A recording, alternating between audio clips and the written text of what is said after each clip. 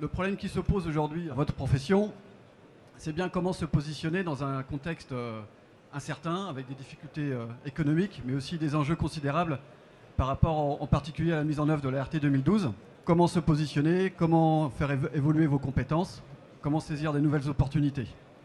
Donc voilà, il s'agit de l'étude 2010 sur la gestion prévisionnelle des emplois dans les cabinets d'économie de la construction. L'économie de la construction, au sens de cabinet, est un secteur d'activité qui se développe et qui connaît une croissance entre 2001 et 2009 de 15% des effectifs salariés.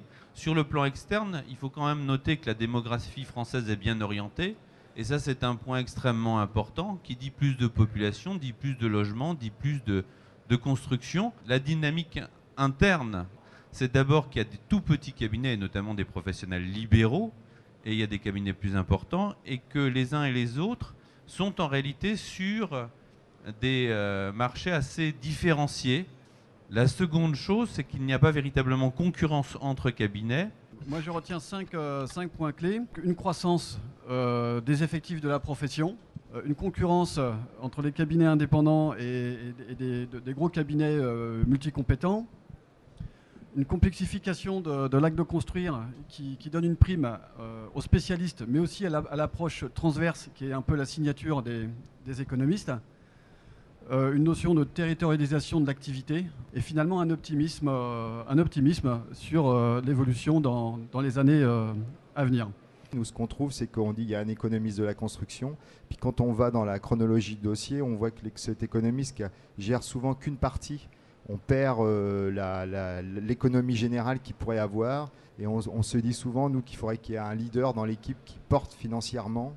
Alors il y a peut-être une problématique de compétences, mais ça pose un vrai problème pour la maîtrise d'ouvrage quand on voit en termes de chiffrage des grosses disparités. Bon, on arrive dans la plaque en termes de chiffrage, mais en termes il y a une partie de perte de légitimité par rapport à la maîtrise d'œuvre dans cette approche-là. Déjà, je trouve ça rassurant dans un premier temps, quand on arrive dans un domaine comme ça, de voir que la profession se pose des questions, cherche à améliorer ses compétences et savoir comment mieux organiser son travail. Également, le fait qu'il faut rester optimiste, et je pense qu'en travaillant tous ensemble, en tout cas, de mon regard un peu naïf, c'est ce que je vois, travaillant ensemble, on peut peut-être arriver à faire quelque chose de bien. Voilà. On a les RTL 2012.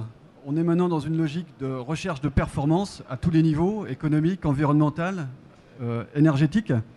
Est-ce que ça, c'est une opportunité, encore une fois, pour l'économiste ? Moi, je pense que l'ART 2012 va amener une remise en cause de la conception des projets qui vont amener les économistes, d'une part, à remettre à plat leur bibliothèque de textes pour les mettre au goût du jour, et puis d'autre part, à se former sur l'évolution, la suppression des ponts thermiques et tout un tas d'éléments. Donc les principales pistes et les recommandations suite à l'étude. On a mis en place des scénarios qui sont des scénarios pédagogiques. Le premier, c'est un scénario noir, défensif dans un marché à atone.